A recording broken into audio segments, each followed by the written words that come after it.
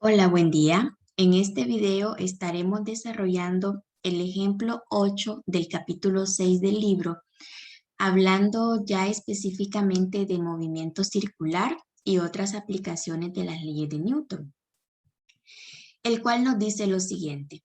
Examine un péndulo cónico, el de la figura 6.3, ya lo vamos a ver en el libro, con una plomada de 80 kilogramos en un alambre de 10.0 metros que forma un ángulo de 5 grados con la vertical. Y nos pide determinar las componentes horizontal y vertical de la fuerza que ejerce el alambre en el péndulo y ve la aceleración radial de la plomada. Para desarrollar este tipo de ejercicios, ya que estamos hablando de una aplicación adicional de la ley de Newton, de las leyes de Newton, vamos a revisar en el texto y tenemos lo siguiente. Cuando estamos hablando de una partícula que describe un movimiento circular, tenemos un concepto que ya habíamos estudiado anteriormente, y es que en este tipo de movimiento vamos a tener una aceleración radial hacia el centro del círculo. Recordándole, por ejemplo, el ejemplo del automóvil en el que yo les explicaba sobre esta aceleración radial o centrípeta. Sucede lo mismo en este tipo de casos. Entonces, el caso del péndulo cónico no es la excepción. Un péndulo cónico tenemos una base, como podemos ver acá, y sujeto a esta base hay una masa, que en el caso del ejercicio es una plomada de 80 kilogramos. Y esta masa describe este movimiento circular, que puede ser a favor de las manecillas del reloj o en contra de las manecillas del reloj. Y en este tipo de movimiento vamos a tener un radio que describe la trayectoria de esta plomada. Además, hay un ángulo que se va a formar con la vertical. Y esta plomada va a tener el peso, que va a ser la fuerza gravitacional con dirección hacia el centro de la Tierra. Y además, al estar sujeto a una cuerda, en el caso del ejemplo, a un alambre, del ejercicio a un alambre, vamos a tener una tensión. Recordándole que hablábamos cuando estábamos hablando de cuerdas o en este caso alambre, esa fuerza entre la masa y el alambre es una tensión. Entonces, ¿qué sucede? Recordando de la segunda ley de Newton, en donde teníamos que la sumatoria de fuerzas es igual a la masa por la aceleración. Cuando nosotros tenemos aceleración centrípeta o aceleración radial, podemos utilizar la fórmula de la aceleración radial, sustituyendo en vez de aceleración radial los componentes que la forman, es decir, la velocidad al cuadrado entre el radio del círculo, es decir, este radio que tenemos por acá. Entonces, al final, en este tipo de movimiento, lo podemos expresar de esta manera. La sumatoria de fuerzas es igual a ¿qué? A la masa por la aceleración centrípeta. Siempre recordando que tenemos que considerar si la aceleración va en el eje de las X o si va en el eje de las Y. Vamos a ver algunos ejemplos en donde usted va a poder analizar este tipo de situaciones. En el ejemplo 6.1, a usted se le describe en el libro cómo hacer el análisis de fuerzas para este tipo de situaciones. Y en este caso se le pedía encontrar una expresión para la rapidez, como podemos ver por acá, y se encontró siguiendo un procedimiento de análisis de fuerzas en ambos componentes y despejando de las fórmulas resultantes. En este ejercicio que vamos a desarrollar es una aplicación de este ejemplo 6.1. El análisis de las fuerzas va a ser muy similar, ya que tenemos un objeto que describe un movimiento similar. Entonces, pasando al ejemplo, vamos a tener lo siguiente. Examine un péndulo cónico y ya tenemos por acá la figura que describe este péndulo cónico con una plomada de 80 kilogramos en un alambre de 10.0 metros que forma un ángulo de 5 grados con la horizontal.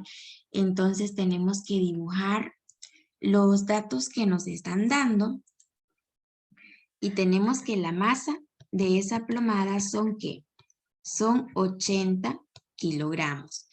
El ángulo que se forma con la vertical es de 5 grados. Y además nos dice que la longitud del alambre, es decir, L, es igual a ¿qué? A 10 metros. Determine las componentes horizontal y vertical de la fuerza que ejerce el alambre en el péndulo. Entonces nos concentraremos como primer punto en el inciso A. Ahora bien, como se le explicó en el ejemplo 6.1, este tipo de problemas cuando tenemos un péndulo cónico, es posible desarrollarlo con un diagrama de cuerpo libre, en donde tenemos la masa la masa de la plomada en este caso.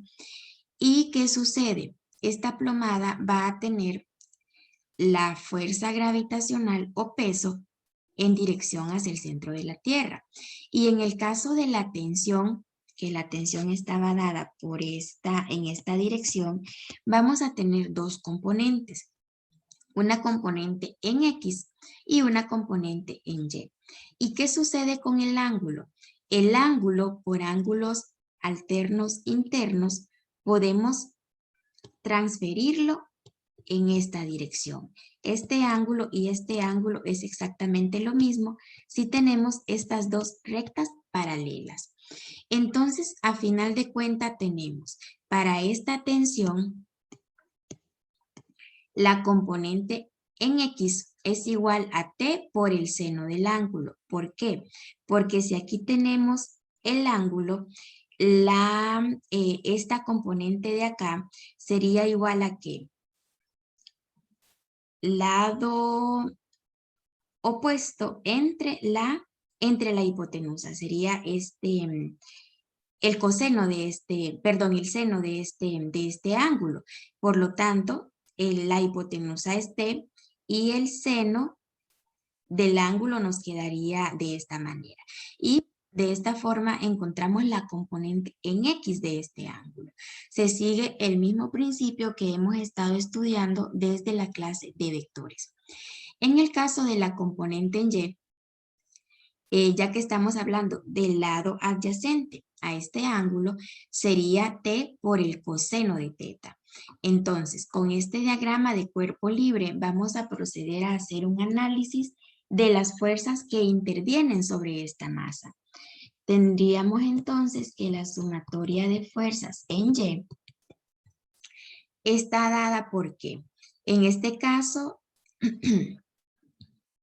la aceleración podemos ver que el objeto no se mueve en Y, únicamente recorre una distancia o este círculo, por ejemplo, en este caso, en el eje de las X. Por lo tanto, la sumatoria de fuerzas en Y sería igual a 0. ¿Y qué fuerzas tenemos en Y? En Y tenemos T por el coseno del ángulo menos la masa menos el peso, masa por gravedad. Y esto es igual a 0. Al final tenemos T por el coseno del ángulo es igual a ¿qué? A masa por gravedad. Y a partir de esto, nosotros podemos encontrar la tensión. Sería la magnitud de la tensión de esta cuerda.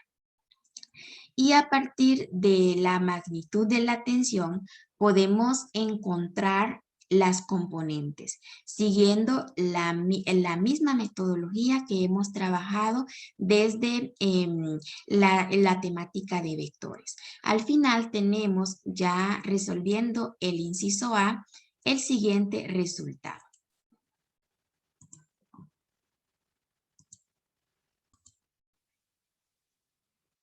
Entonces se tiene que la tensión, la magnitud de la tensión ejercida por el alambre, en este caso, es igual luego de sustituir, bueno, como primer punto, despejamos acá para la tensión. Posteriormente introducimos los datos masa, gravedad, coseno del ángulo. Y al final, la tensión ejercida por ese alambre nos da que es 787 newton. Y con este valor, con esta magnitud, es posible encontrar tanto la componente en X como la componente en Y. Y se sabe que la componente en X, en este caso es T por el seno de teta. Por lo tanto, luego de sustituir los datos, nos da una tensión en X de 68.59 newton. Y en Y, el valor de la componente en Y es de 784 newton. Con esto desarrollamos o finalizamos el inciso A. Luego, ¿qué nos están pidiendo? Nos están pidiendo la aceleración radial de la plomada, para lo cual sabemos que en este caso la aceleración está dada en el eje de las X, ya que el movimiento que describe esta plomada es en este sentido. Puede ser a favor de las manecillas del reloj o en contra, pero en el eje de las X. Por lo tanto, tendríamos que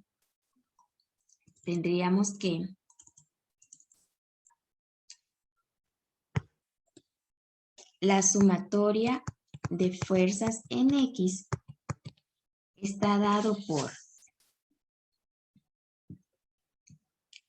tenemos en X la tensión, T por el seno del ángulo. Y esto es igual a ¿qué? A masa por la aceleración centrípeta en este caso, ya que hay movimiento en el eje X. Tendríamos entonces, despejando para la aceleración centrípeta, T por el seno del ángulo entre masa es igual a aceleración centrípeta. Posteriormente, introducimos los datos en la fórmula y al final tenemos el siguiente resultado. Tenemos que la aceleración centrípeta está dada por la tensión, la magnitud de la tensión por el seno del ángulo entre la masa. Luego de introducir los datos en la fórmula, tenemos una aceleración centrípeta de 0.85 metros por segundos al cuadrado. Recordemos que aquí Newton es kilogramo por metro sobre segundos al cuadrado. Por lo tanto, el kilogramo se nos cancela con el kilogramo y nos queda unidades de aceleración. Es importante notar que en el caso de este ejemplo, nos dan un dato adicional. Nos dice que el alambre tenía una longitud de 10.0 metros. Ahora bien, en este caso, ese dato es un dato innecesario. Es decir, no lo necesitamos para realizar los cálculos correspondientes. Ahora bien, si a usted se le pidiera que determine el radio R de esta circunferencia, de esta trayectoria que da a la plomada, sí necesitaría tener o conocer la longitud del alambre.